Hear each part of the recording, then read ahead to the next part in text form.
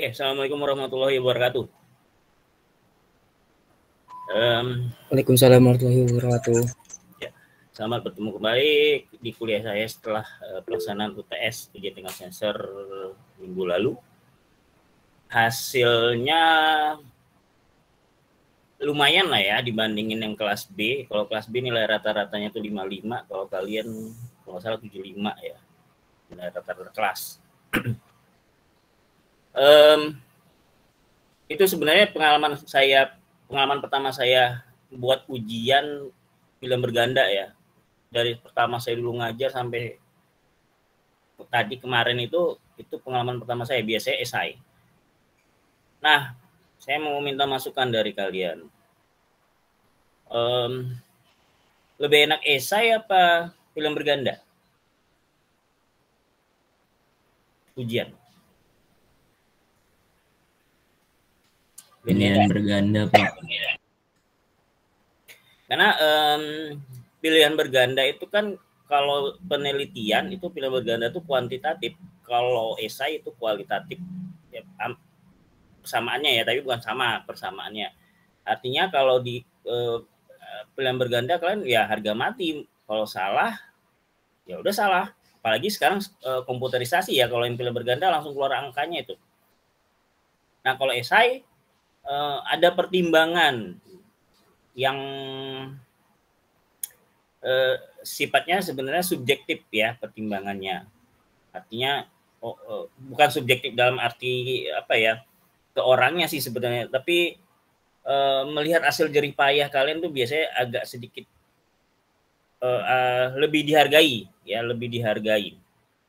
Kalau esai kan kalau film berganda kan mau kalian memeras, apalagi yang hitungan ya, mau kalian memeras pikiran bagaimanapun ya salah tetap salah, karena apalagi komputer itu ya, apalagi komputer. Tapi tetap enak film berganda ya.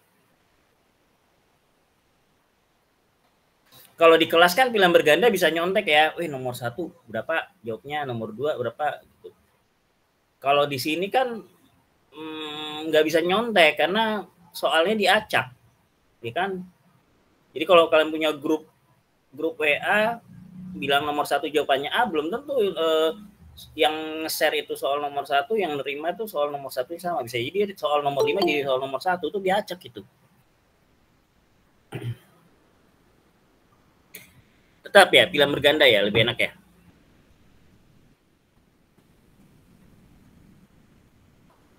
Karena nggak capek mikir ya, nggak capek nulis kali ya, tinggal klik. Udahlah kalau kira-kira mentok pakai kancing ya, A, B, C, D, atau ngitung jumlah kelopak bunga gitu ya. Kalau saya memang agak capek, makanya itu biasanya kalau saya ya, itu menghargai tulisan kalian walaupun salah. Jadi adalah misalnya saya kasih entah itu 60, entah 70, walaupun kurang tepat. Ya, saya hanya menghargai itu.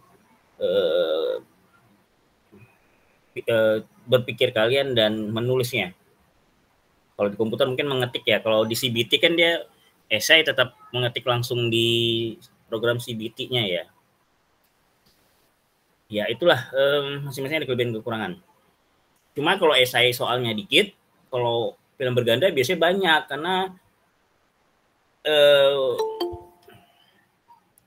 karena kita tahu ya kalau esai itu waktunya itu terbuang di nulis ya. Kalau film berganda kan nggak ada nulis, tinggal pilih A, B, C, D, E aja. Saya biasanya dengan spare waktu yang sama, lebih kurang 90 menit atau 100 menit. Nah, untuk film berganda itu harus banyak, karena kalau esai misalnya hanya 1-2 soal, kalau di film berganda hanya 1-2 soal, ya udah kelar 1,5 jam atau 90 menit. Ya kelar, sebentar aja. Gitu. Nah, itu biasanya ya perbedaan esai dan film berganda. Tapi tetap enak film berganda ya, rasa kalian ya. Kalau iya berarti saya lanjutkan nanti di UAS. kemungkinan film berganda. Ya, itu jadi bahan pertimbangan saya, tapi bukan berarti apa yang kalian pengen itu benar-benar ada, karena Saya yakin pasti nggak semuanya sih senang film berganda ya. Pasti ada beberapa. Karena yang jawab juga baru beberapa orang tadi. Oke, kelas kita hari ini mungkin sedikit sepi karena angkatan 2000, tapi udah lumayan rame nih, 26 gitu. Oh, udah lumayan rame. Katanya ikut workshop ya. Udah masuk, udah selesai workshopnya. Yang angkatan 2019 terutama ini. Tadi ada beberapa orang izin karena waktunya berbentrok dengan workshop ya, dan wajib hadir katanya. Ya, mata kuliah saya jadi agak sedikit dikorbankan, nggak apa-apa, untuk negara ya. Ada yang mau ditanya dari materi sebelum UTS atau dari soal-soal UTS kemarin?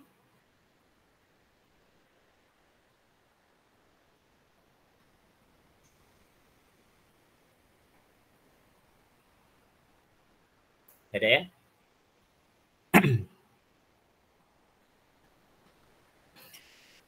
Ya.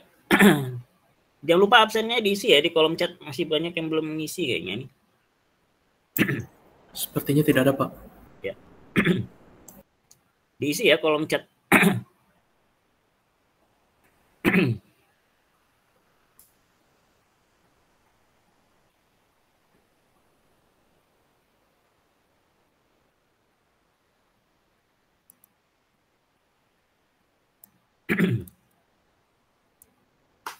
Ya, kita sepanjang perkuliahan Pranata itu lebih banyak dari peraturan ke peraturan ya, karena namanya udah Pranata ya. Karena diharapkan apa yang kalian kerjakan itu sesuai dengan peraturan pembangunan ya. Karena nanti ketika kalian bekerja kan pasti diatur oleh namanya peraturan. Kalau sekarang mungkin mendesain ya kalian fokus mengeluarkan ide. Nah, kadang-kadang ide itu bentrok dengan peraturan ya. Ya contoh gampangnya aja, ide kalian mungkin mau buat bangunan yang gede gitu ya. Tiba-tiba KDB-nya hanya 30% misalnya ya. Sehingga apa yang kalian rencanakan atau kalian rancang itu kadang-kadang memang bentrok. Ya, jadi banyak beberapa ketika mendesain tidak seperti semudah sekarang pada saat kuliah, karena nanti bisa jadi apa yang kalian ingin, apa yang kalian tuangkan idenya itu banyak kayak bentrokannya dengan keinginan klien. Mungkin kalau keinginan kalian sudah kalian rasakan ketika berkonsultasi dengan dosen, itu anggap aja klien ya. Kalian ingin mendesain, kemudian kliennya pengen apa, kalian kalian rubah lagi, kalian desain lagi, kalian ajukan lagi ke dosennya. Kemudian dosennya juga pengen yang lain lagi ya. Jadi anggap aja kami ini dosen ini klien ketika nanti pada saat Anda terjun di lapangan sebagai arsitek profesi ya. Nah, sama juga dosen itu sama kayak klien ya, ada yang tidak banyak permintaan, ada yang mintanya macam-macam ya. Nah, itu jadi ketika nanti Anda pun berpraktek profesi, Anda harus mempelajari karakter klien Anda ya. Ada klien yang nggak suka neko-neko ya, ada klien yang suka yang pikirannya futuristik, dia maju ke depan, dia pengen tuh bangunan dia tuh tidak mau disamakan dengan orang lain ya, itu berarti kan futuristik ya. Ada yang ya udahlah mengikut tren gitu ya, lagi tren gini diikutin biar dibilang tidak ketinggalan zaman, macam-macam ya. Jadi kalian juga nggak bisa memaksakan ide kalian itu 100% ke klien gitu ya, karena yang mereka punya duit, kalau mereka nggak suka ya nggak jadi. Paling ya usaha Anda adalah sifatnya persuasif ya, persuasif. Ya dibujuk lah ya, persuasif itu kan salah satu bentuk gaya bentuk tulisan di sastra yang isinya membujuk ya. Tidak ya. Beda kalau argumentasi dia sedikit hampir sama, tapi bedanya kalau argumentasi keras. Kalau persuasif lebih membujuk gitu.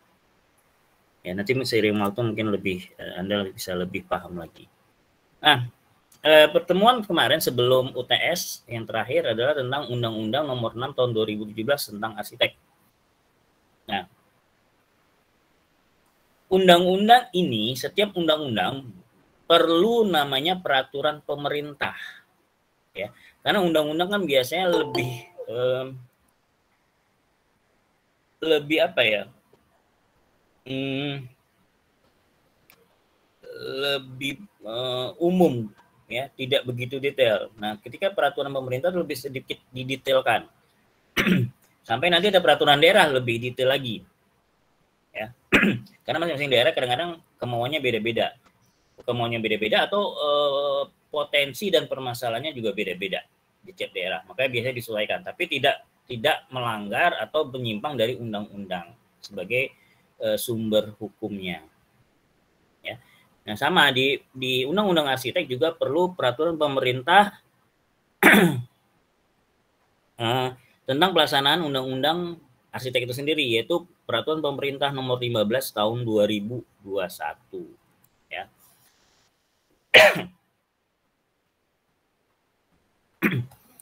Nah, ini sama ya.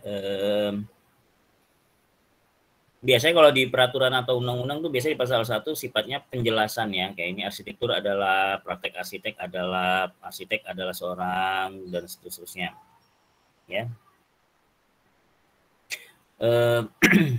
Jadi ada arsitek, di sini nanti ada arsitek asing, ada STRA, kemudian ada lisensi, ya, kemudian ada pengguna jasa, ada organisasi. Hampir mirip dengan Undang-Undang Nomor 6 Tahun 2017 tentang arsitek itu sendiri. Ya, hampir sama. Isi bunyi pasal-pasalnya hampir sama, tapi bukan berarti sama. Ya. Ya. Jadi ketika Anda di pasal 2, jadi ketika Anda melakukan praktek profesi arsitek, itu wajib memenuhi standar kinerja arsiteknya, gitu. Ya. Standar kinerja itu apa ya? Artinya produk apa sih yang harus Anda hasilkan untuk klien atau pemberi tugas. Ya, itu standar kinerja arsiteknya.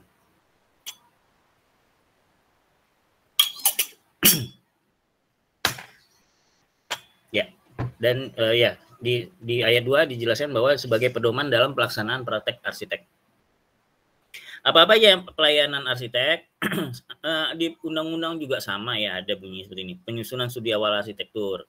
Ya, itu ya mulai dari data, ya, di situ, ya. Kemudian analisa.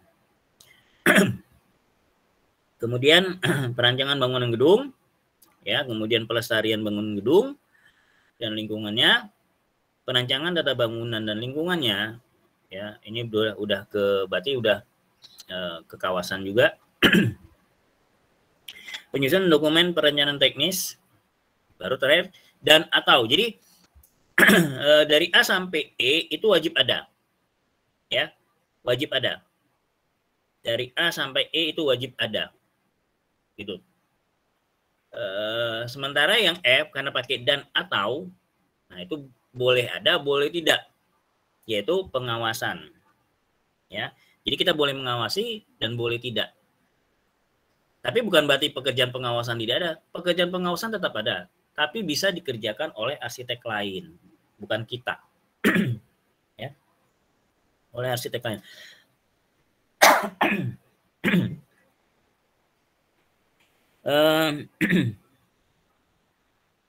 Maaf ya. Ya, sama di sini juga bahwa arsitek bisa bekerja dengan profesi lain, ya, entah itu konsultan struktur, ya, konsultan tanah dan segala macam.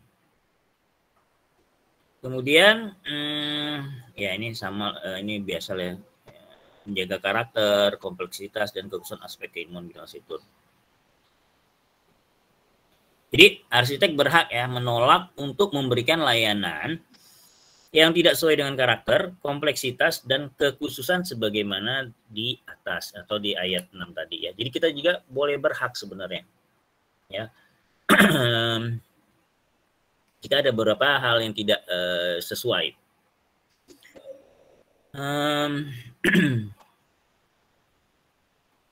Ya.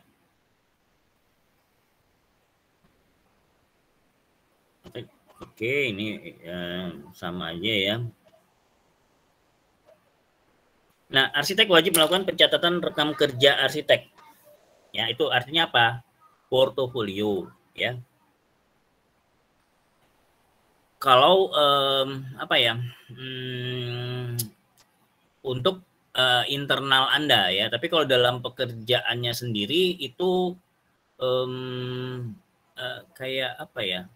Logbook ya. Kalau di studio perancangan arsitektur kan ada logbook. Ya, ada logbook. Ya, sampai nah yang ABC, kemudian yang D itu kayak kartu asistensi. Ya, kalau bisa. Ya. Kenapa? Itu juga perlu ya sebenarnya kartu asistensi ini tidak harus secara harfiah dalam bentuk kartu ya atau kertas. Bisa jadi Anda buat rekaman ya, tapi tetap dengan izin pengguna jasanya, jangan Anda rekam diam-diam, itu tidak etis juga. Ya, Anda izin agar percakapan dalam proses desain itu terekam dengan baik. Jadi ketika ada satu permasalahan bisa diketahui siapa yang salah dan siapa yang benar. Ya, gitu. Misalnya pengguna jasa pengen minta ruangannya itu layout ruangnya tanpa banyak sekat misalnya ya. Oke, dibuatlah oleh arsiteknya gitu. Dan pada saat asistensi ternyata pengguna jasanya berubah pikiran ya, ingin membuat ruang itu lebih banyak sekat misalnya. Nah itu kan dengan adanya rekaman kinerja Anda itu kan bisa jadi ini ya, bisa jadi bukti, alat bukti bahwa siapa yang benar dan siapa yang salah. Ya sama, jadi sebenarnya proses perkuliahan itu juga sebenarnya sudah menjadi satu tahapan Anda belajar ya sebelum memasuki dunia kerja yang sesungguhnya.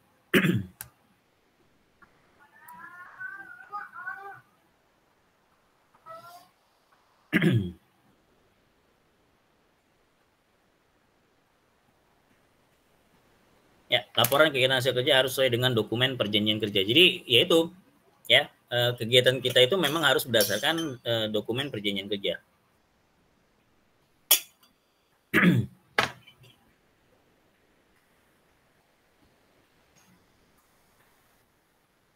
Ya, jadi meliputi tahap identifikasi dan tahap kesimpulan. Ya, oke.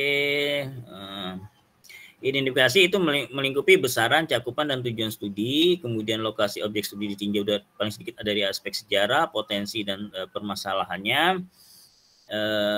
Ini tentang tata ruang kota, kemudian kondisi teknis dan pembuatan tapak, ya standar nasional Indonesia, SNI, ya. Jadi Indonesia sendiri itu punya namanya Standar Nasional Indonesia ya, SNI. Standar nasional ini banyak mengatur beberapa pekerjaan atau produk-produk yang punya satu tingkat evaluasi dalam produk-produk tertentu ya. Jadi misalnya helm ya, menurut SNI itu helm yang sesuai standar tuh yang minimal yang harus bagaimanakah, entah itu bahannya harusnya tebal seperti ini, terbuat dari apa. Nah, bangunan sendiri itu punya SNI. Saya sudah coba Anda carilah tentang SNI tentang bangunan, ada ya. Ada. Dan itu tidak satu, nanti SNI tentang kualitas bangunan, SNI tentang apa itu ada. Ya, sehingga jadi sebenarnya bisa Anda bayangkan ya pekerjaan seorang arsitek itu multidisiplin dan multidimensi ya. Gitu. Jadi kita bukan hanya sekedar menerawang jauh ke atas gitu, memikirkan nah ini gimana desainnya, tapi tetap ada beberapa memang patokan-patokan yang atau standar-standar yang harus dipenuhi ya. Jadi selain standar ada peraturan ya, ada standar juga ada peraturan seperti itu.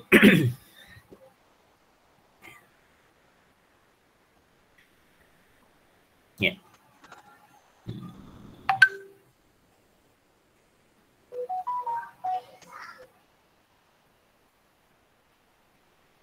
Ya, Anda bisa bayangkan ya,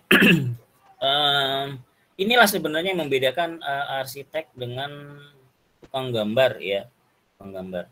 Karena arsitek sendiri itu perlu kajian ya, sebelum mendesain dia perlu kajian.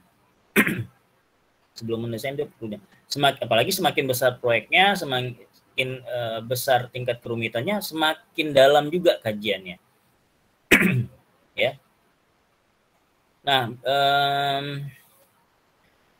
untuk rumah tinggal atau bangunan sederhana, kadang-kadang kajian ini tidak tertulis mungkin ya selama ini ya, tidak tertulis karena memang kajian itu biasanya sudah terekam di pikiran gitu ya. Tinggal kita nanti melisankannya kepada orang yang memerlukan. Tapi kajian-kajian yang sifatnya lisan gini kan banyak keterbatasannya ya. Artinya apa?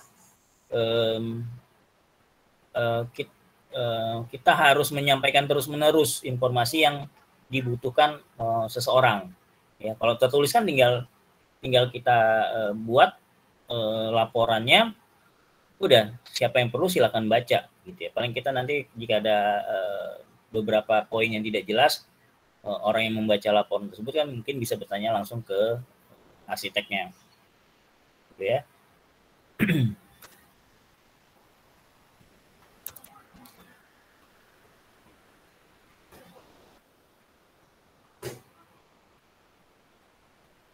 Nah, di pasal 9 pemberian layanan arsitek perancangan bangun gedung dan lingkungannya harus memenuhi standar kinerja arsitek dalam tahapan ini.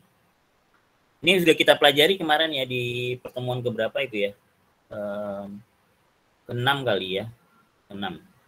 Ada 6 ya, standar kinerja arsitek itu ada 6. Itu kemarin IAI yang melakukan karena memang berdasarkan dari undang-undang arsitek dan akhirnya diterjemahkan juga tetap dibawa dalam peraturan pemerintah ini nomor 15 tahun 2021 ini ya, bahwa standar kinerjanya itu ada beberapa tahapan 6 ya, yaitu pertama konsep, prarancangan, pengembangan rancangan, gambar kerja, pengadaan pelaksanaan pekerjaan konstruksi hingga ke pengawasan.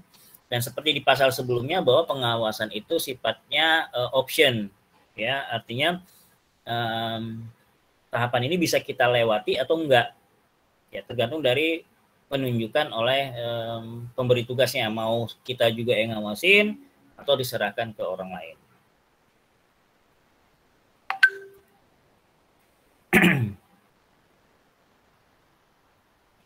Nah, seperti satu, oke kita lihat PS1 ya. Nah, yang tahapan tadi, tahap gambar kerja itu tahap pengadaan pelaksanaan pekerjaan konstruksi dan tahap pengawasan berkala dan tahap evaluasi pasca huni itu hanya dapat dilakukan oleh arsitek yang memiliki lisensi. Lisensi itu dikeluarkan oleh pemerintah, jadi bukan IAI. Ya, tapi tetap berdasarkan rekomendasi IAI. Jadi Anda ngajukan ke pemerintah, minta diterbitkan izin lisensinya. Nanti mereka memberikan formulir yang isinya harus ditandatangani oleh IAI. Ini direkomendasikan nggak? Karena pemerintah kan nggak tahu kinerja kita bagus enggaknya. Ya. Jadi pemerintah tetap membutuhkan bantuan IAI untuk menilai kita layak nggak ini dikasih lisensi atau izin untuk berpraktek. Gitu ya. Ini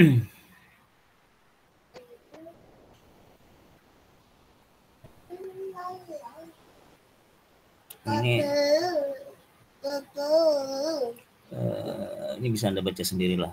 Kedalaman pasal ini pada ayat 2 di kelemahan komunikasi yang masuk sedikit mengikuti.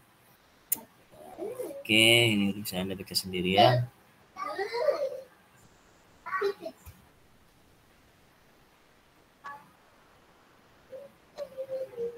Ya, oke, ini sifatnya teknis ya, peta lokasi, rencana tapak dan segala macam. Ya, jadi ini yang tidak ada di undang-undang ya. Jadi kalau di peraturan pemerintah aja lebih sifatnya ke teknis ya. Bagaimana sih, apa sih yang dimaksud di undang-undang itu? Nah, itu dijelaskan sedikit lebih teknis di peraturan pemerintah. Nah, nanti detailnya di peraturan daerah setempat masing-masing ya. Nanti ada lagi peraturan daerah ya.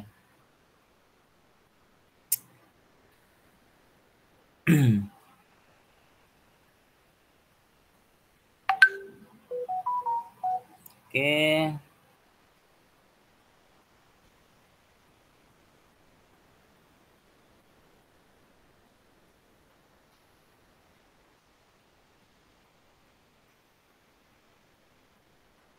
Membantu ya untuk melihat. Oke. Ya ini lebih teknis ya. Nanti mungkin bisa Anda baca sendiri lah.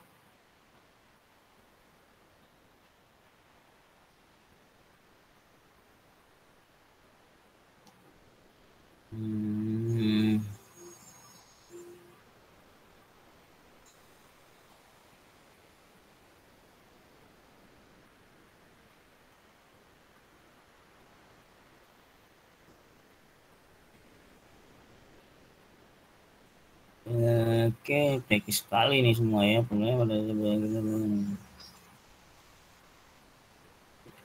Ini untuk yang konstruksi ya.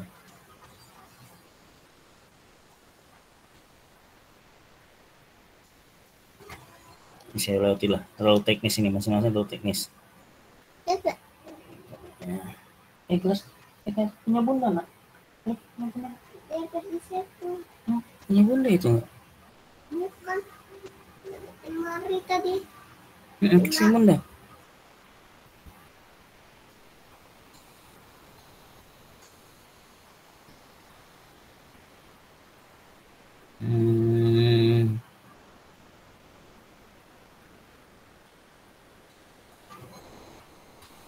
Oke.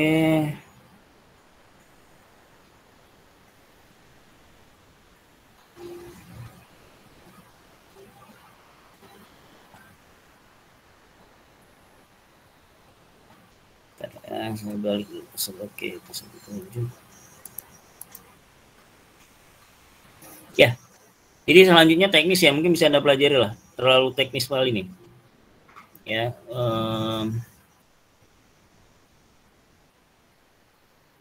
oke, ada ditanya nggak? Ada yang mau ditanya dari apa yang saya jelaskan sebelumnya?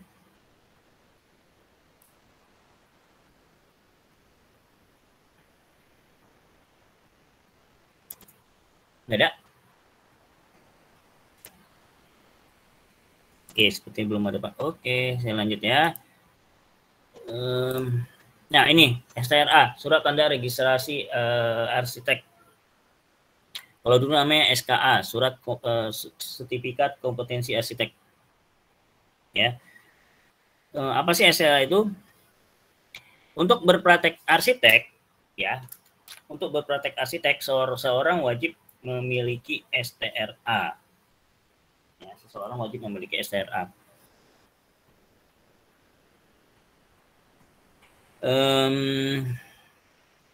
Ya.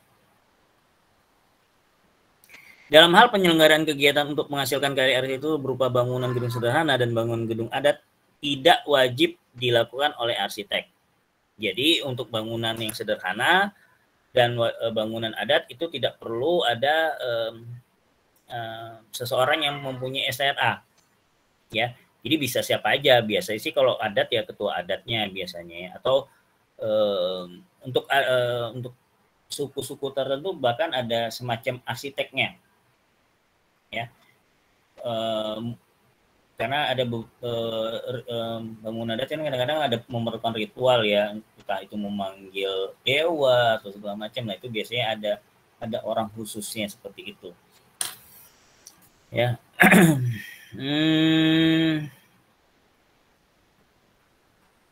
Tapi tetap harus memenuhi peraturan perundang-undangan di bidang bangunan gedung. Makanya kadang-kadang ya sesederhana apapun bangunan, ya sesederhana apapun bangunan untuk orang-orang tertentu itu tidak paham ya. Jadi mau nggak mau tetap membutuhkan jasa arsitek, tapi itu bukan suatu kewajiban kalau menurut peraturan ini.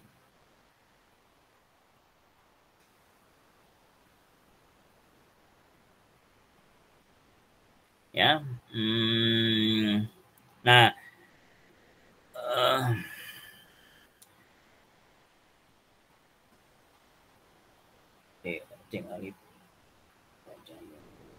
nah di butir terakhir ya, perancangan bangunan gedung sederhana dan bangunan gedung adat tidak dilakukan oleh arsitek. Tetapi proses PBG-nya ya, pelaksanaan bangunan gedung ya, itu harus tetap dilakukan oleh arsitek yang memiliki lisensi. Nah, itu dia. Ya. Jadi ketika pada saat pelaksanaannya itu tetap memerlukan lisensi ya. Jadi itu tadi ya, gunanya apa, biar apa yang dibangun itu tidak menyalahi peraturan pemerintah daerah setempat ya. Jadi tetap diperlukan sebenarnya arsitek yang memiliki lisensi. Sebenarnya sama aja ya, ujung-ujungnya ke situ ya. Jadi sebenarnya tidak tegas juga. Artinya tidak di sini tidak terlalu hitam dan putih ya. Bukan berarti tidak perlu arsitek,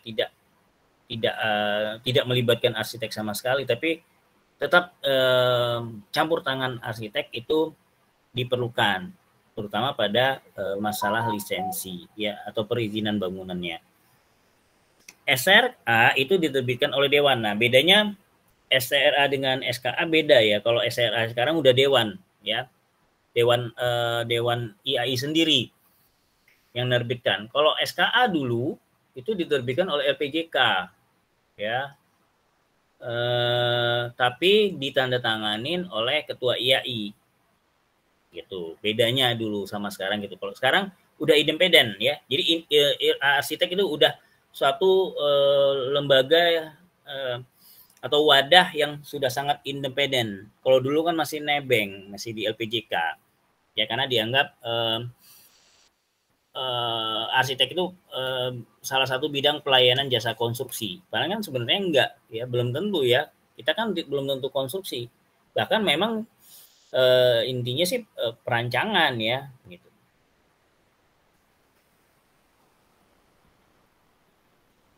Nah, ini masa berlakunya. Nah, bedanya kalau SKA dulu 3 tahun, kalau tidak salah sekarang STRA 5 tahun ya, karena di STRA paling sedikit memuat identitas arsitek, nomor registrasi, kompetensi arsitek, sama masa berlaku. Nah, kalau masa berlakunya dulu SKA hanya 3 tahun. Nah, kalau STRA setahu saya 5 tahun ya.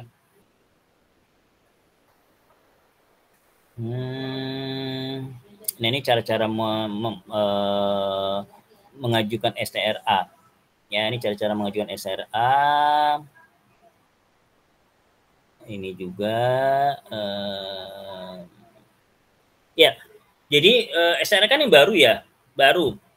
Gara-gara keluarnya Undang-Undang Arsitek itu tadi, nomor 6 tahun 2017. Nah, STRA ini baru diterapkan lebih kurang mulai tahun 2018 ya. 2018. 2017 itu masih pengenalan, masih sosialisasi, karena memang biasanya undang-undang tuh biasanya ya setahun itu sosialisasi ya, hingga tahun depan itu mulai diterapkan. Nah, kalau dikeluarkan 2017 berarti penerapannya mulai aktif tahun 2018.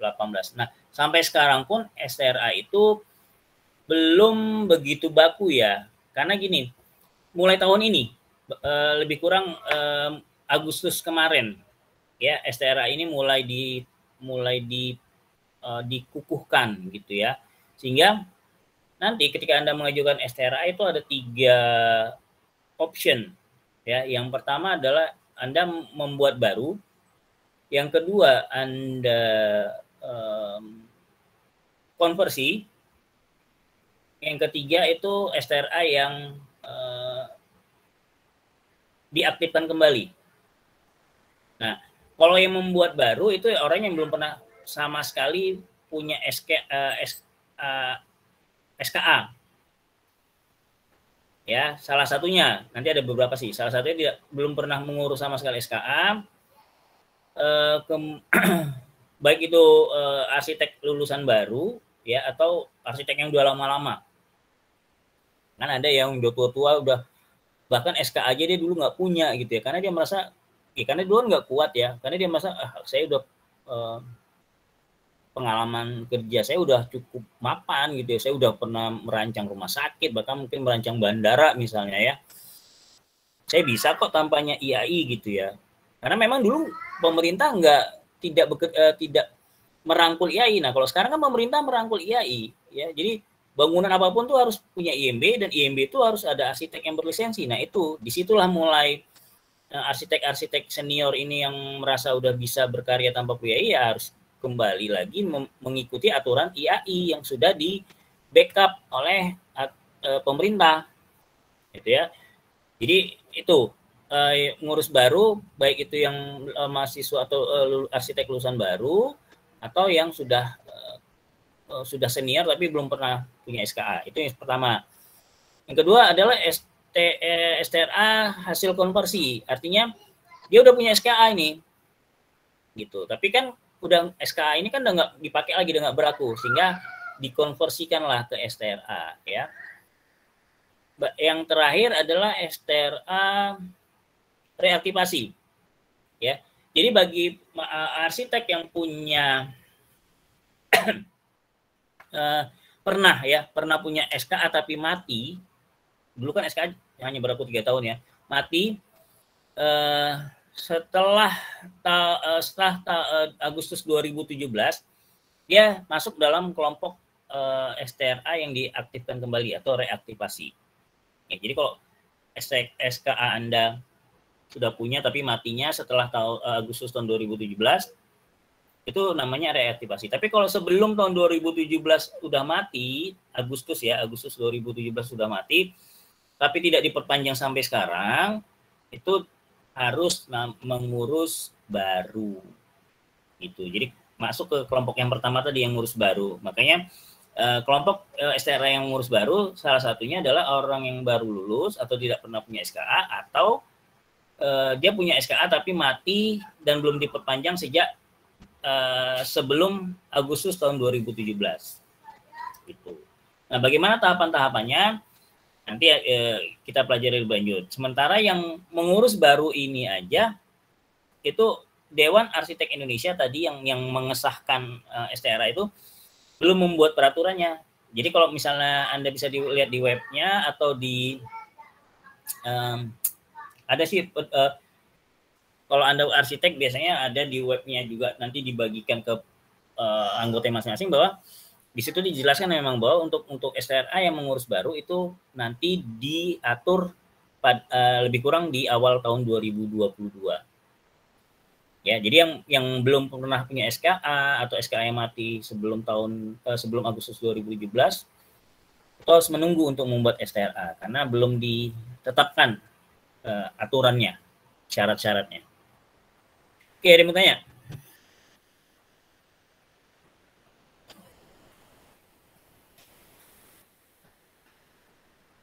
Ada, lanjut.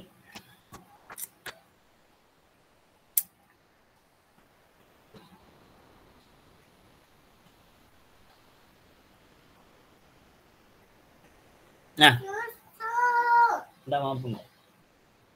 Ya, jadi uji kompetensi, saya sudah pernah juga menyinggung hal ini beberapa kali pertemuan sebelumnya. Ya, ada 13 ya. 1, 2, 3, 4, 5, 6, 7, 8, 9, 10, 11, 12, 13. Oke ya, 13. Jadi dulu waktu mengurus SKA itu Anda diwajibkan mengajukan 3 portofolio proyek yang pernah Anda tanganin, plus nanti ada wawancara yang nanti menguji kompetensi Anda dari ke-13 poin ini. Ya, misalnya proyek 1 ditanya nih, bagaimana sih perancangannya, kita harus menjelaskan. Atau di proyek 1 nanti di poin banyak, misalnya dia pengen tahu mengenai anggaran, misalnya di poin K tadi ya, penerapan batasan anggaran dan peraturan bangunan. Nah, pasti ditanya ini anggarannya bagaimana dulu ya. Jadi ketiga proyek tadi minimal 3 ya. Kalau SKA saya nggak tahu nanti SRA gimana. Ketiga proyek tadi itu ditanya kompetensi kita itu sudah sampai mana ya, dari masing-masing ketiga proyek ini. Tapi tidak 13 poin ini ditanyakan, biasanya sih random ya, random. Dan dia biasanya kebanyakan menanya ke poin ini.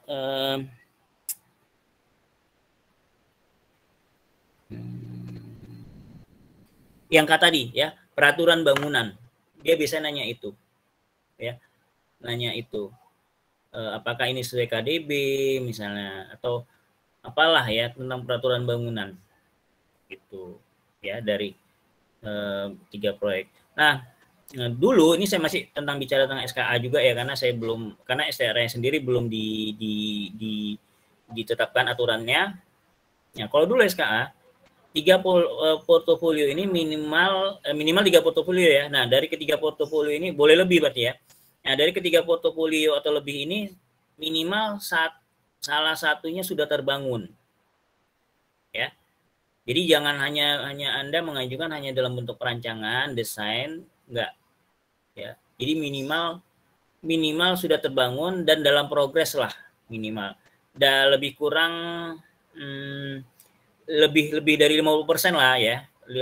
Progresnya sudah sampai pada tahap lebih dari 50%. Karena mungkin kalau baru pematangan lahan atau pondasi aja gitu kan, itu belum banyak menemukan masalah ya. Makanya biasanya kalau bisa proyeknya udah selesai, udah jadi. Atau kalaupun dalam progres, tergantung nanti dari pihak wawancaranya, dia nanya, ada yang pengen standarnya 50%, lebih dari 50%, atau mungkin 75%, ya tergantung inilah tim pengujinya. Karena memang tidak ada peraturannya di situ. Ya. Nah, kalau bisa sih salah satu proyeknya udah jadi selesai ya.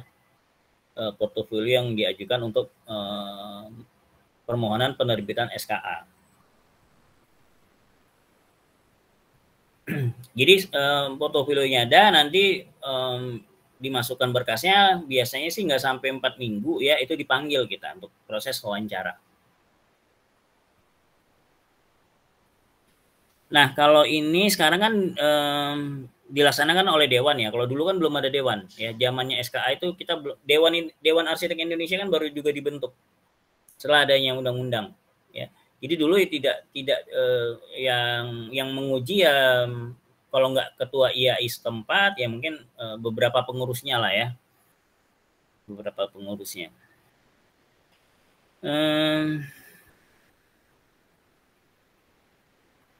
Ya ini jika sudah berjalan STRA ya, karena sekarang aja sendiri belum ini ketetapannya belum keluar ya. Jadi arsitek harus mengajukan STRA paling lambat 4 bulan sebelum jangka waktu STRA-nya berakhir. Karena kalau sudah lewat itu waktu tersebut, itu dianggap mengurus baru.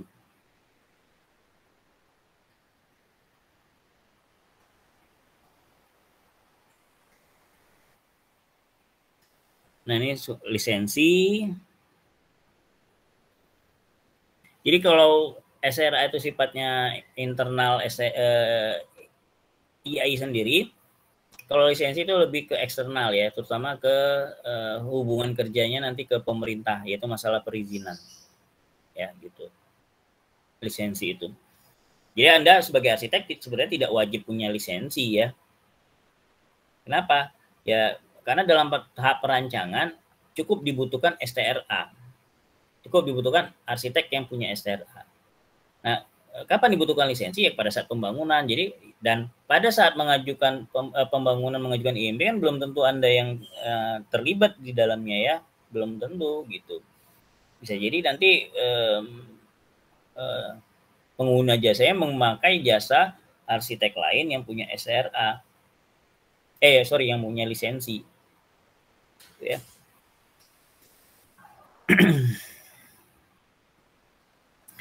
Ya, ini arsitek dapat memiliki lebih dari satu lisensi karena di dalam lisensi itu kan nanti ada kompetensinya ya. Dia mau sebagai pengawas kah gitu ya, sebagai perancang kah, macam-macam nanti lisensinya. Ya. Lisensi berlaku pada profesi tempat diterbitkannya. Nah, seperti yang saya jelaskan yang lalu bahwa lisensi hanya berlaku pada wilayah sifatnya lokal. Ini gitulah ya. Jadi kalau lisensi kamu diterbitkan oleh DKI Jakarta, maka hanya proyek-proyek yang ada di DKI Jakarta yang bisa Anda tanganin. Di luar itu enggak. Kenapa IAI atau pemerintah membuat hal seperti itu? Ya, istilahnya kan membatasi ruang gerak ya. Jadi sebenarnya di satu sisi memang membatasi, di sisi lain ya memberi kesempatan arsitek lokal untuk berkarya. Ya, jadi jangan sampai nanti arsitek-arsitek luar, biasanya kan arsitek yang di Jakarta atau di Jawa nih ya, yang biasanya merambah ke daerah-daerah gitu ya. Karena biasanya orang daerah lebih percaya arsitek yang ada di Jawa atau di Jakarta gitu ya. Nah, dengan adanya peraturan seperti ini, mau nggak mau ya arsitek lokal yang berkarya. Kalaupun misalnya arsitek lokal tidak punya lisensi, maka dia pakai arsitek lisensi yang ada di luar daerah, ya. Ya nggak bisa ya, maaf, nggak bisa. Ya, kecuali STRA. Nah, kalau lisensi nggak bisa. Ya. Jadi memang di sini memang untuk menguatkan masing-masing arsitek ya, menguatkan masing-masing arsitek.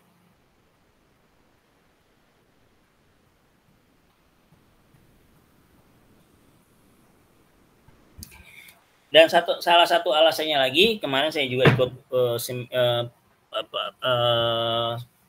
semacam webinar ya, seminarnya kenapa tidak dibolehkan juga arsitek dari daerah lain berkarya, karena dianggap arsitek yang mengerti peraturan daerah sempat ya arsitek daerah tersebut ya. Misalnya saya Jakarta disuruh bangun arsitek proyek di Lombok. Nah, kan saya nggak ngerti ya, saya nggak akan mungkin tahu peraturan daerah seluruh Indonesia. Dan untuk membaca atau mempelajarinya kan juga butuh waktu lama gitu ya. Nah itu. Jadi sifatnya memang lebih ke lokal.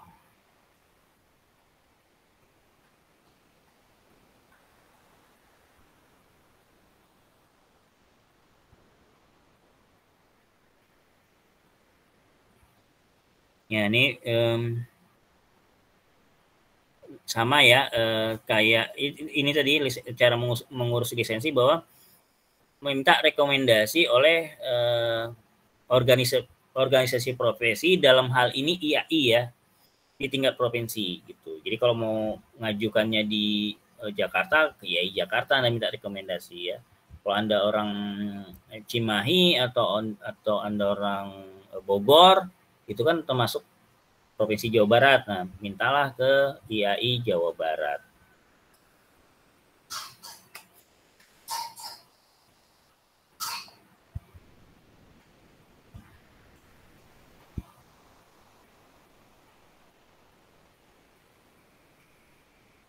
Ya, sama ya. Ketika SRA dan di lisensi juga ada wawancara. Ya. Ada ujian tertulis manual atau berbasis komputer ya, ada ujiannya. Kalau zaman saya nggak ada sih ujian ya. Ini yang baru nih kayaknya ada ujian. Waktu saya dulu ngurus, kalau dulu kan lisensi namanya IPTB ya, izin pelaksana teknis bangunan. Saya dulu IPTB-nya dari DKI Jakarta. Tidak ada sih kayaknya ya ujian tertulis, nggak tahu sekarang kayaknya ada. Hanya wawancara waktu itu.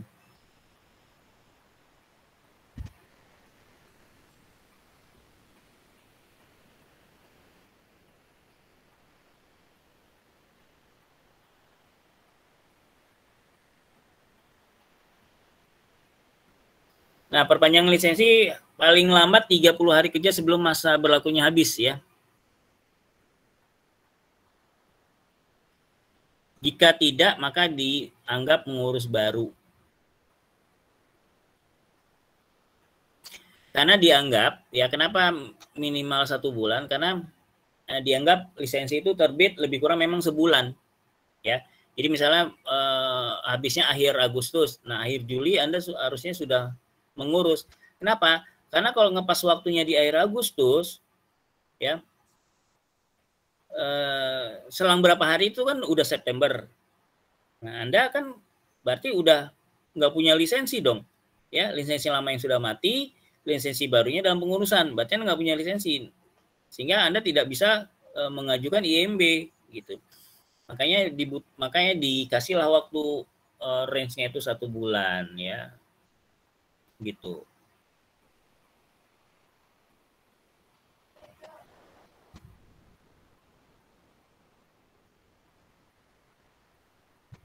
Oke, ada yang mau tanya nggak? Ini diem-diem baik. Ini jangan-jangan tidur nih ya, jam-jam yang ngantuk nih kayaknya nih. Mudah-mudahan masih semangat ya mengikuti kuliah saya.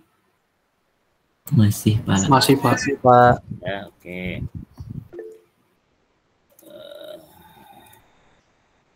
Hak dan kewajiban mengisi, ya ini saya lautin aja lah ya.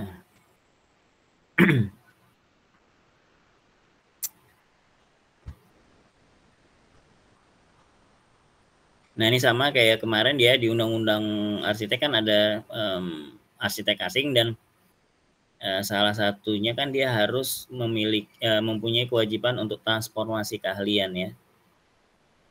Memindahkan keahlian dia ke arsitek lokal. Nah, ini ada beberapa, nah di sini penjelasannya. Ya, karena kalau di Undang-Undang Arsitek nggak ada, ya. Di PP nomor 15 tahun 2021 ini ada penjelasannya. Ya.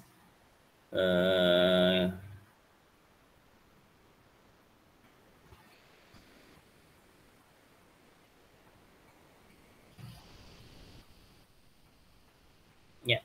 Nah, ini sebagian ada sih, ya. Ini sebagian ada di Undang-Undang Arsitek.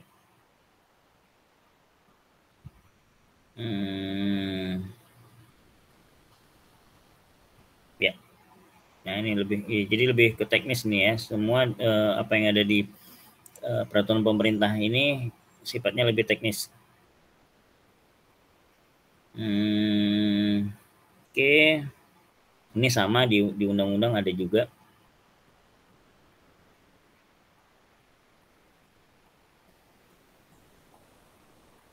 Ya, ini sifatnya lebih ke hukuman ya atas pelanggaran.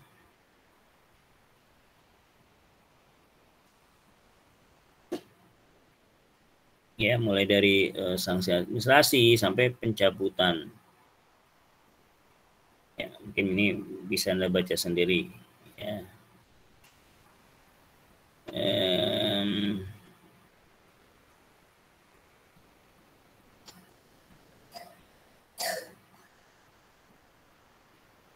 Ya, ini lebih ke sanksi-sanksi ya. Kalau yang tadi sebelumnya teknis-teknis, ini lebih ke sanksi-sanksi.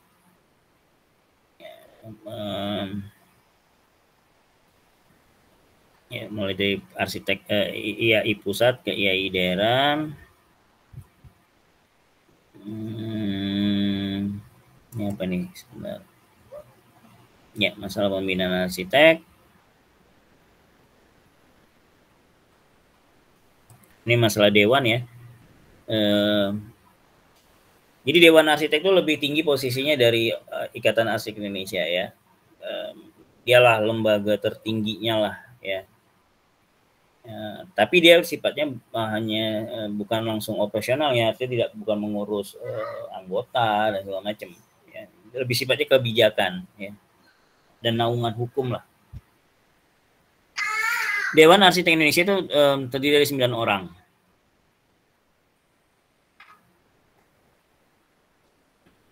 Ya. Oke. Dari berbagai macam profesi ya, seperti yang ada di undang-undang kemarin.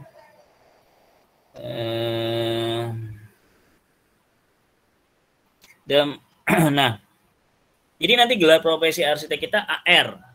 Ya, Anda bisa lihat di pasal 72.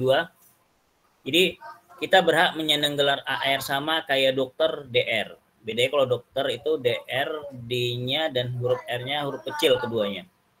Karena kalau huruf besar D-nya itu doktor, beda ya. Kalau dokter itu gelar untuk orang yang sudah menyelesaikan S3.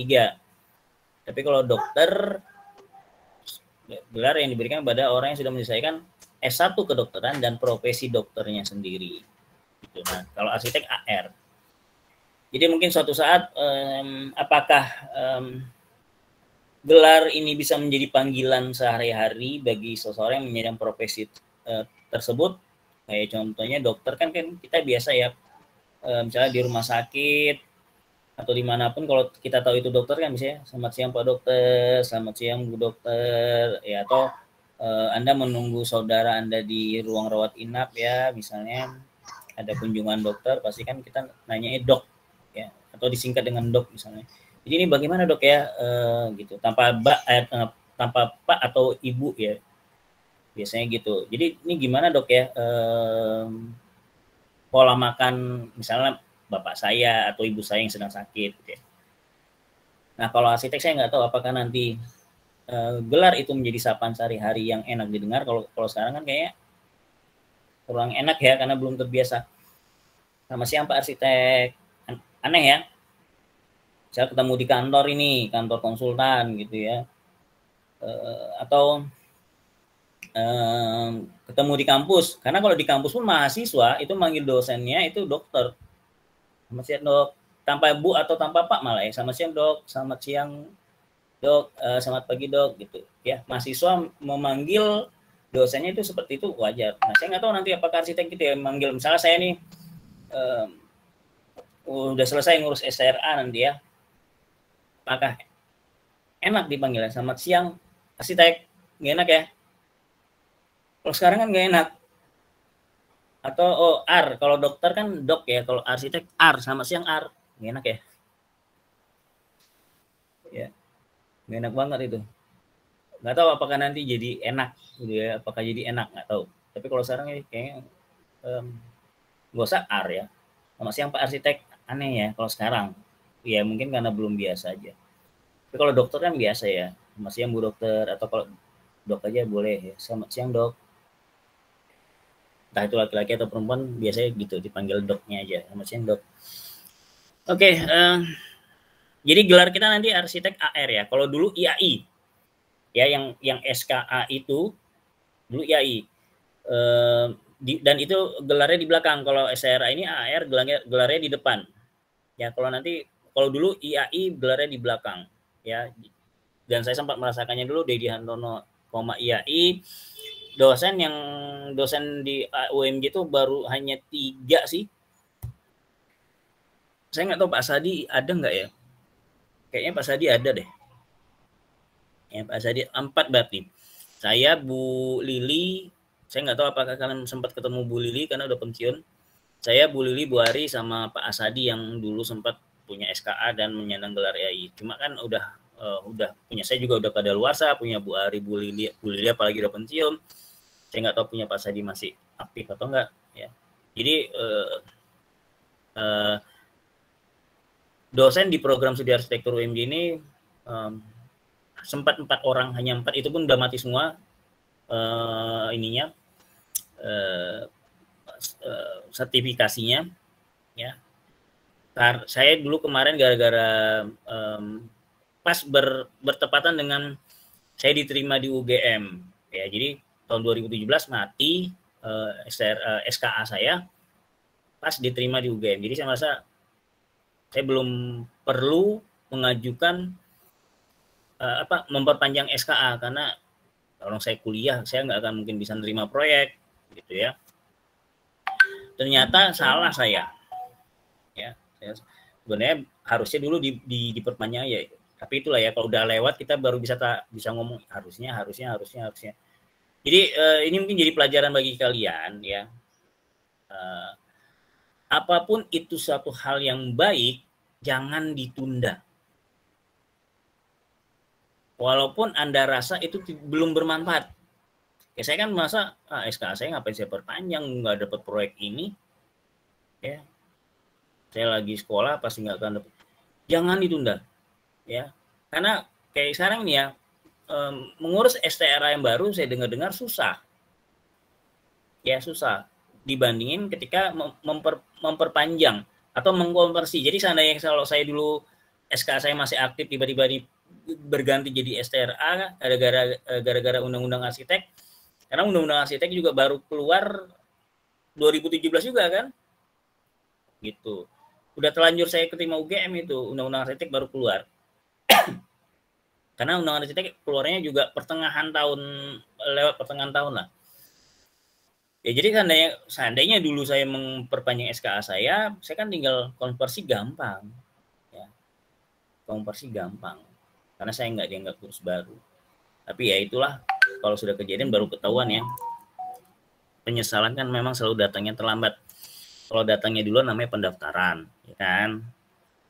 Jadi penyesalan yang ya itu mungkin menjadi padahal sebenarnya itu bukan karakter saya ya. Kalau saya itu karakternya nggak gitu. Sebenarnya saya apapun yang saya anggap baik itu biasanya saya kerjain selama saya bisa. Artinya bisa kalau memang ada duitnya misalnya. Atau memang saya berkas-berkasnya cukup ya. Itu biasanya saya nggak pernah nunda ya. Sama kayak dulu saya S2, tamat S2, saya sebenarnya pengen lanjut S3 cuma karena memang biaya nggak ada mau bilang apa. Nah, coba dulu saya langsung S3 ada duit. Mungkin karir dosen saya udah tinggi dari sekarang gitu ya. Udah tinggi dari sekarang. Dan untungnya memang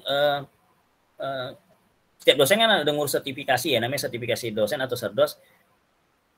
Harus punya NIDN ya, nomor induk dosennya. Nah, untungnya saya udah punya duluan gitu ya.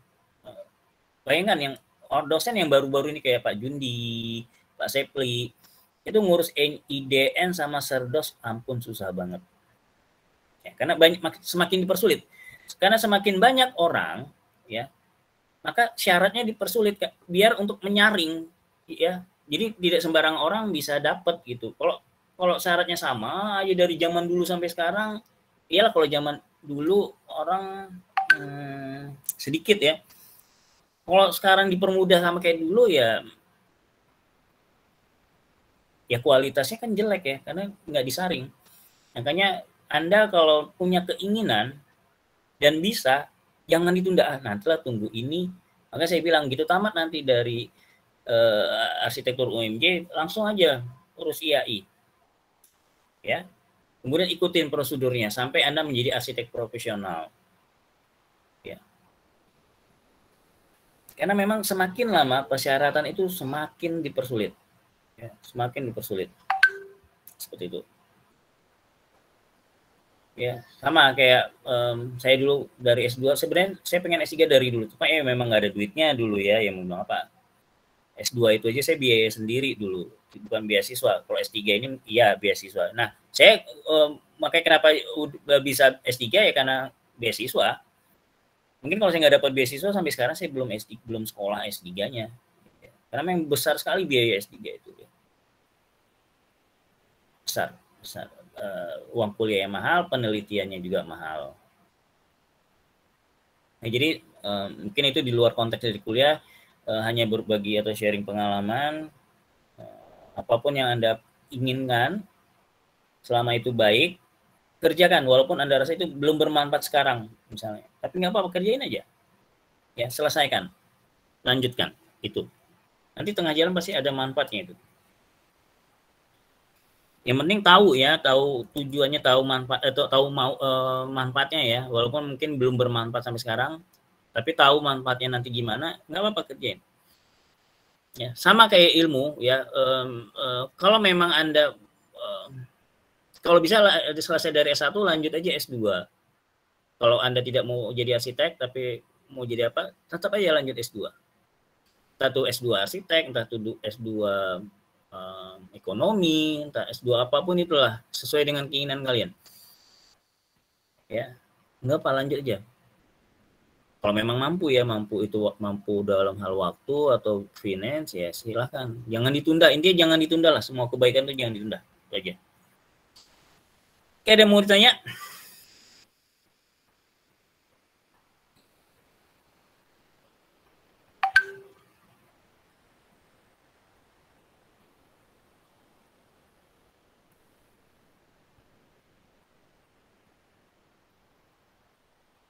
Sebentar ya.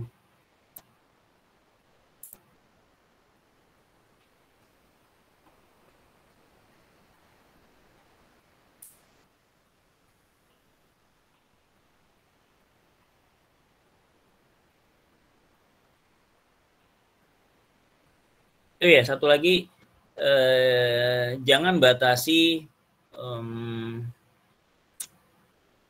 keinginan kalian dengan pikiran, ya. Karena pikiran Anda sendiri sebenarnya terbatas. Ya, jadi apa yang Anda miliki, saya nggak sanggup, saya nggak ini, jangan. Ya, laksanakan aja, kerjain aja. Ya contohnya kayak saya dulu, maaf saya bukannya narsis, kayak mencontohkan diri saya sendiri karena saya yang tahu prosesnya suatu hal, permasalahan itu ya masalah saya sendiri gitu ya. Apa yang sudah saya alami sendiri gitu. Kalau orang lain kan saya nggak tahu. Ya, ya itu dulu penerimaan PNS itu kan saya di Badan Meteorologi dulu hanya menerima satu arsitek dari seluruh Indonesia di Badan Meteorologi ya. Karena saya tahu dulu yang buka PNS pertama kali dulu BMKG ya. Habis itu kan kalau sekarang kan serentak ya, PNS itu biasanya dibuka serentak sekarang. Kalau dulu enggak ya. Karena sebenarnya saya pengen Kementerian PU lah. Saya kan arsitek ya. Tapi PU dulu belum dibuka, ya udahlah BMKG. Kenapa? Karena dalam hati saya dari kecil saya tuh pengennya jadi dosen, tapi dosen yang pegawai negeri. Nah ini yang ada BMKG, bukan dosen. Tapi pegawai negeri. Udah saya masuk dulu. Nah, jadi ini nyemplung aja dulu. Ya. Apa yang Anda bisa lakukan nyemplung. Dan kalau menurut logika kan ya, dibutuhkan arsitek di seluruh Indonesia hanya satu. Apa iya saya mampu? Nah itu. Jadi jangan batasi kegiatan atau keinginan kalian tuh dengan pikiran. Karena pikiran kalian aja terbatas. Ternyata saya lulus, alhamdulillah. Jadi zaman saya tahun 2018, BMKG menerima arsitek hanya satu orang dari seluruh Indonesia. Nggak tahu kenapa saya lulus. Gitu. Ya itu kan rezeki. Ya, itu yang namanya rezeki ya. Itu namanya kuasa Allah. Kuasa Allah itu kan tidak terbatas. Ya. Tapi saya sebenarnya pengen jadi dosen, nggak apa-apa nyemplung aja dulu Badan Meteorologi. Nah, tahun 2018, tahun 2008 diterima PNS di BMKG. 2014, 6 tahun kemudian, tidak sampai 6 tahun, 5 tahun lebih lah gitu ya. Saya pindah di Kementerian Pendidikan dan Kebudayaan jadi dosen. Walaupun saya dosennya di perguruan tinggi swasta, tapi tetap saya di kepegawaian saya di Kementerian Pendidikan dan Kebudayaan, tapi saya statusnya ditugaskan, ya dosen ditugaskan ke perguruan tinggi swasta. Itu. Alhamdulillah tercapai berarti kan keinginan atau cita-cita saya. Walaupun tidak mirip banget ya, saya dulu pengennya pegawai negerinya ya di perguruan tinggi negeri ya, khususnya di alma mater saya di USU. Saya kan tamatan USU ya, di Medan dulu, itu kan perguruan tinggi negeri. Nah, saya udah 4 kali nyoba ya, tiap tahun dulu dibuka penerimaan, saya udah nyoba 4 kali nggak lulus, ya udah akhirnya pasrah. Kemudian ya udah kerja di mana-mana saya, sampai terdamparlah saya di Bandung dulu, terdampar di Bandung, nyoba S2 di ITB, nggak selesai, nyoba lulus di PNS. Jadi saya menceritakan ini untuk mungkin bisa menjadi masukan kalian juga ya. Artinya jangan batasi keinginan kalian dengan pikiran, karena pikiran kalian sendiri sebenarnya terbatas. Ya. Terima kasih nak ya, baiknya Mbak Alia.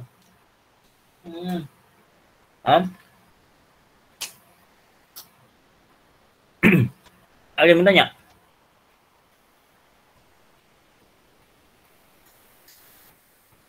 Lanjut ya. Belum ada.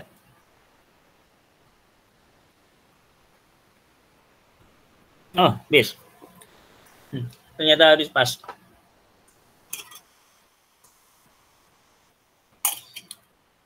Oke, saya coba tunjukkan STRA ya.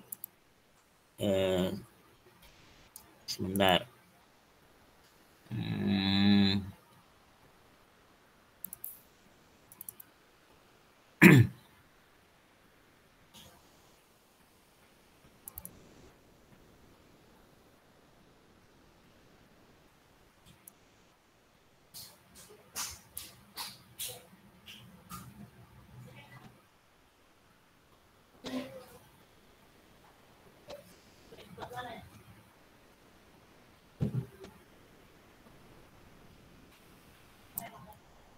Bentar ya.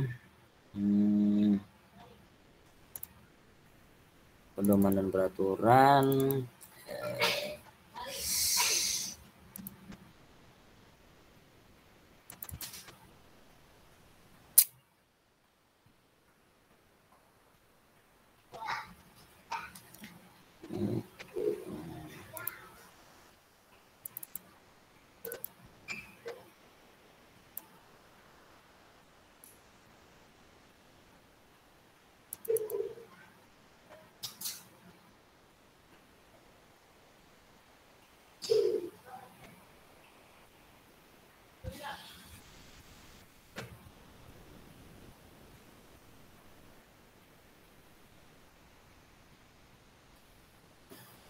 Ya, ini saya coba share dulu ya.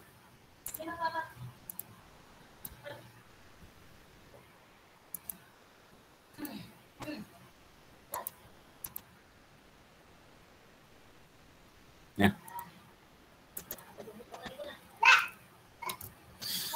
baca ya. Bentar, saya kurang gede.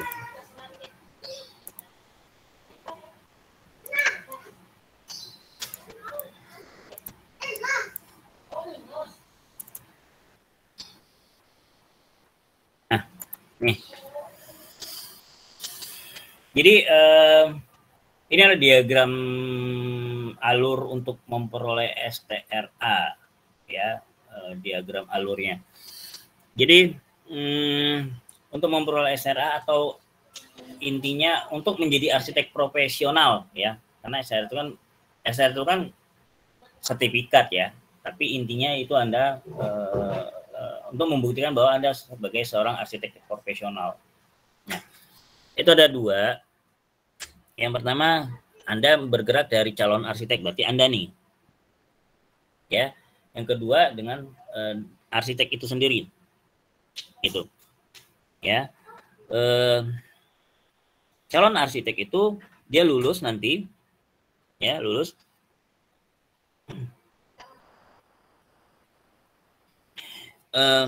Mengikuti pendidikan profesi arsitek tentunya ya, kemudian magang 2 tahun.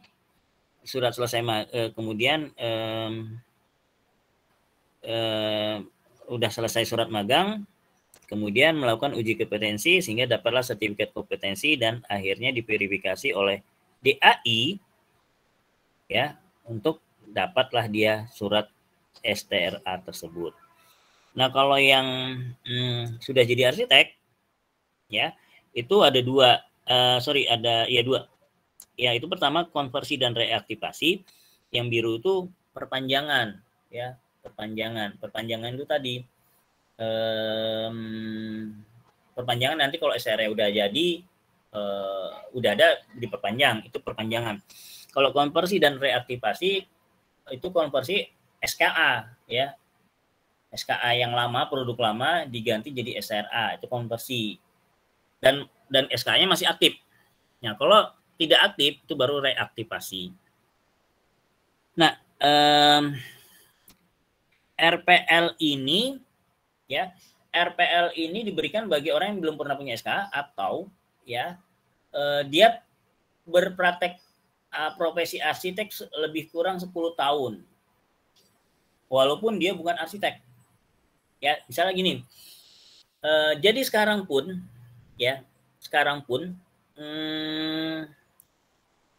saya nggak tahu ya apakah ini benar atau tidak ya,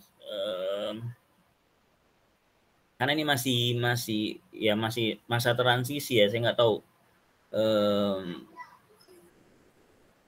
kebenarannya ya, tapi yang saya terima bahwa selama Anda bahkan tadi saya barusan telepon IAI sendiri sih, tapi orang staf administrasinya ya, bukan pengurusnya. Bahwa saya kan nanya SRA tadi pagi. Kebetulan saya juga, karena saya juga lagi mengurus SRA saya, ya. Nah ini apa yang informasi yang saya terima, saya nggak tahu apakah benar cara saya mengolahnya, memahaminya, bahwa RPL ini, rekognisi pembelajaran lampau, ya, boleh diberikan STRA kepada orang yang tidak mengecap pendidikan S1 arsitektur, tapi dia sudah memiliki pengalaman kerja di bidang arsitektur paling sedikit 10 tahun. Ya, kadang-kadang kan dia misalnya orang sipil misalnya ya, atau orang mesin lah, atau orang apa gitu. Dan dia pernah menangani beberapa proyek arsitek di kantornya selama 10 tahun. Ya. Nah, itu boleh mengajukan SRA. Gitu. Ya. Ini informasinya saya baru dapat tadi pagi. Dan saya tidak tahu apakah pemahaman saya mengolahnya itu benar atau enggak, tapi yang saya tangkap seperti itu, RPL. Ya. Jadi kalau dulu kan nggak boleh, SKA itu ya mesti punya pendidikan arsitek. Nah sekarang boleh, ya. Tapi biayanya gede, 10 juta. Ya, jadi kalau Anda mengajukan permohonan STRA melalui jalur RPL, yaitu orang yang tidak punya pendidikan S1 arsitektur dan tapi punya pengalaman 10 tahun di bidang arsitektur, nah itu boleh, tapi biaya 10 juta. Ya, kalau yang lain setengahnya, bahkan kalau yang untuk perpanjangan ini reaktivasi dan segala macam tidak sampai segitu ya. Tapi kalau permohonan baru arsitek yang udah lama tapi dia punya gelar arsitek, pernah mendidik, pernah punya SKA atau memiliki pengalaman ini tadi, pendidikan profesi arsitek, paling hanya 5 juta atau nggak sampai sih informasi yang saya dapat. Ya, tapi mahal juga ya. 5 juta aja mahal sebenarnya. Lagi 10 juta, karena 10 juta itu bisa untuk membuat PT ya, lengkap. Ya. Biaya 10 juta itu bisa buat PT dengan lengkap ya, baik itu buat PT itu kan macam-macam ya kelengkapannya ya, ada apa sih, tanda rekanan proyek dan segala macam lah ya. Nah ini lengkap 10 juta. Jadi sebenarnya termasuk mahal. Ya. Tapi kan kalau orang yang punya profesi arsitek 10 tahun kan berarti kan proyeknya banyak ya. Ya, dan dia butuh ya, mungkin tidak begitu terasa. Ya, tidak begitu terasa. Gitu.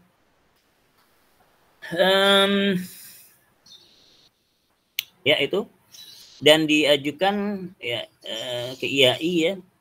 Nanti ikut ada penataran kode etik sampai nanti ke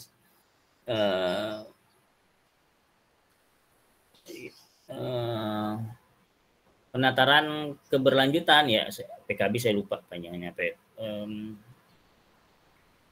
Berkelanjutan, B-nya berkelanjutan, K-nya saya lupa, PKB. Jadi kayak seminar-seminar yang memang khusus dilaksanakan oleh IAI. Dan atau bekerjasama dengan bidang lain. Jadi misalnya kalau tentang rumah sakit ya mungkin ke dinas kesehatan atau segala macam. Ya. Oke, ada yang mau tanya nggak? Pak, saya mau nanya Pak.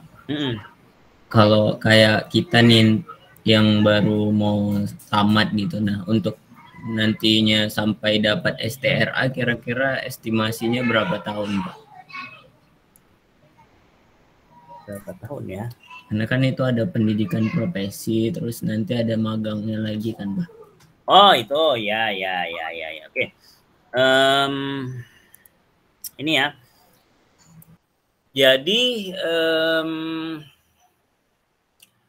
sekolah pendidikan profesi arsitek itu PPR itu kan 2 tahun. Nah, selama 2 tahun itu kita sekolah plus magang itu. Ya udah, lebih kurang 2 tahun itu. Tapi sebelumnya itu mungkin tergantung Andanya ya, misalnya tamatnya ini biasanya kan bulan, saya nggak tahu awal tahunnya atau pertengahan tahun ya. Kalau tergantung kalian ya, di semester ganjil atau genap ya. Ya paling selisih sedikit-sedikit lah.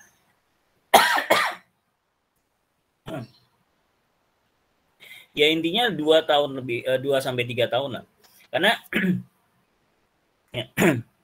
karena ketika Anda di pendidikan profesi arsitek itu Anda bukan sekolah aja, di situ Anda magang, ya, magang oleh arsitek yang dosen Anda. Nah, makanya biasanya dosen di PPAS itu bisa jadi dosen, bukan dosen yang di S1, bahkan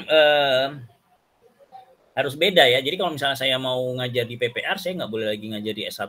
Jadi misalnya nanti UMJ buat program studi PPR ya. Jadi kalau saya ngajar di PPR, saya nggak boleh lagi ngajar di S1 kayak kalian ini. Gitu. Nah, itu biasanya dosennya itu yang diambil yang memang memiliki ya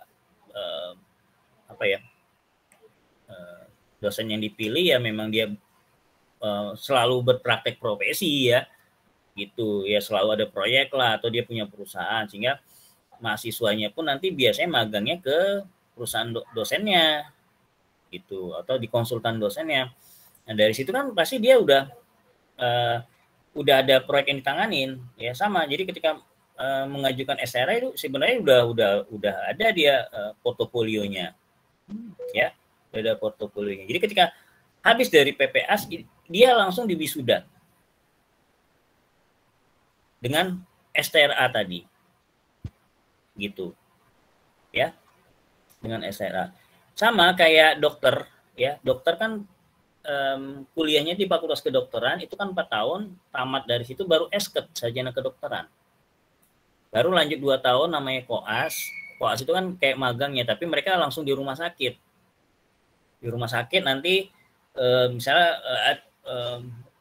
bagian penyakit dalam itu kan ketemu dokter ini, bagian bedah ketemu dokter ini, ya gitu kuliahnya, bukan kayak kuliah di kelas tapi langsung praktek.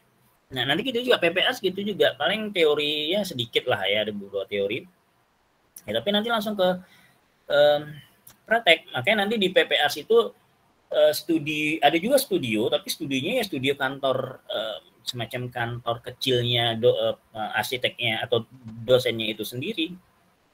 Nah, nanti keluar selesai PPAS 2 tahun, ya dia di wisuda udah jadi arsitek profesi. Ya jadi lebih kurang 2 tahun. Ya, lebih kurang 2 tahun. Gitu. Ya lumayan lama lah ya, dibandingkan kalau yang memang udah punya SKA atau sudah berpraktek profesi ya hitungannya paling berapa bulan ya. Tapi kalau baru selesai sekolah S1 ya itu paling nggak lebih kurang 2 tahun gitu ya. Jadi nanti wisudanya 2 kali, sama kayak dokter, wisudanya 2 kali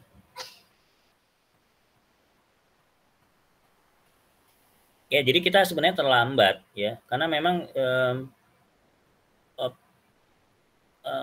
pekerjaan itu kan sebenarnya ada 2 ya, satu pekerjaan profesi, satu pekerjaan biasa. Pekerjaan biasa itu ya kayak pekerja di bank ya, atau pekerja apalah ya di kantor biasa lah. Nah kalau profesi itu kan dia harus ada lembaganya sendiri yang menaungi ya, kayak dokter ada lembaganya, kayak akuntan ada. Nah itulah salahnya ya, bukan salahnya, misalnya IAI sebenarnya kalau di Indonesia ada 2, satu Ikatan Akuntan Indonesia juga pakai nama IAI.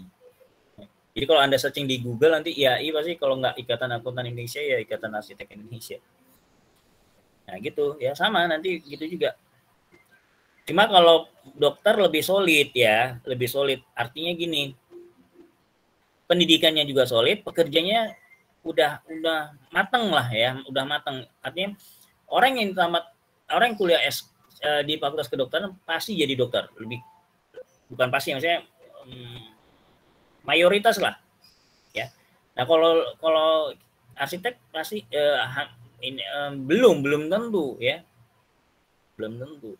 Dan mereka kalau dokter ya di rumah sakit, udah jelas di rumah sakit ya, rumah sakit. Kalau kita kan enggak, masih tetap di kampus gitu ya. Jadi butuh lebih kurang 2 tahun lah. Oke, ada yang mau tanya lagi?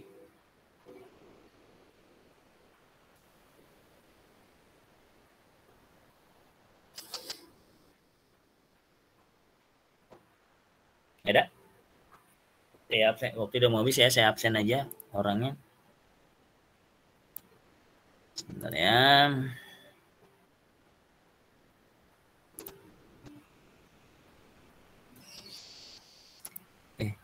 Presence.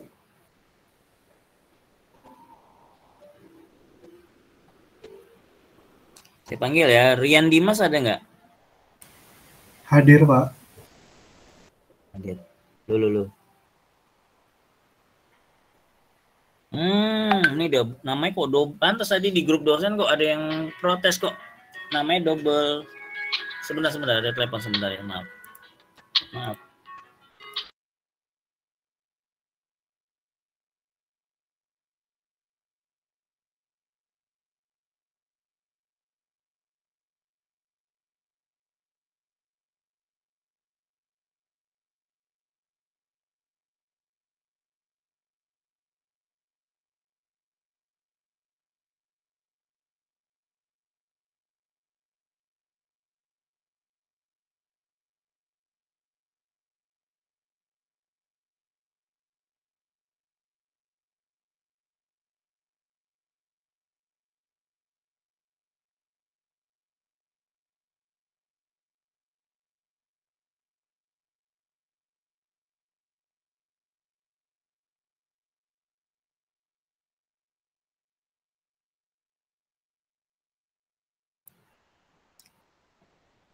Ini namanya double ya di Siakat ya. Pantas saja ada dosen yang ngelapor kok namanya double semua nih, dua. Oke lah. Saya lewati aja dulu. Saya di learning ya. Bentar saya panggil. Saya ulang ya. Cahyo Abi Rashid ada nggak?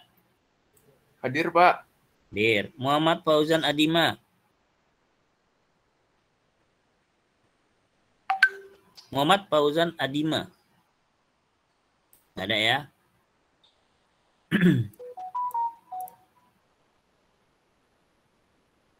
Oke. Di chat sih ada, Pak. Si Fauzan ngisi. Cuman nggak tahu deh dipanggil, nggak ada. Oh iya ada. Oke, ada ya. Yaudah. Arento ada? Hadir, Pak, hadir. Tiara Amelia ada. Muhammad Baskoro ada. Ahmad Budiman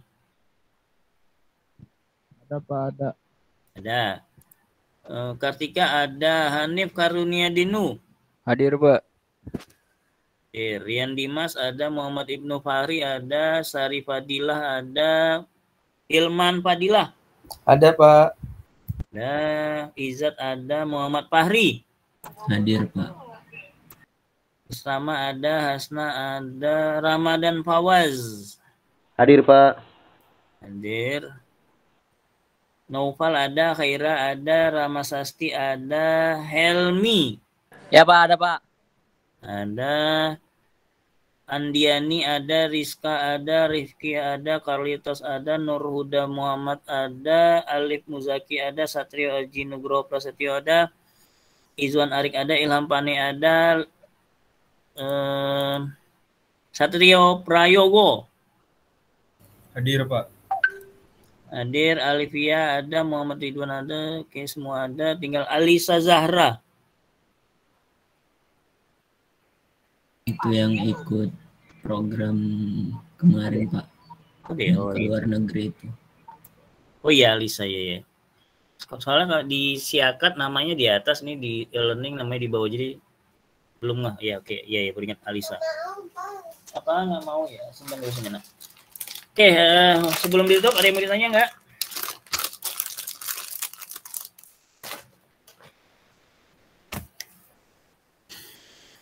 Hadir semua nih kayaknya. Oke, hadir semua. Kalau tidak ada, sampai di sini dulu. Kita ketemu lagi insya Allah minggu depan. Assalamualaikum warahmatullahi wabarakatuh. Waalaikumsalam. Waalaikumsalam warahmatullahi wabarakatuh.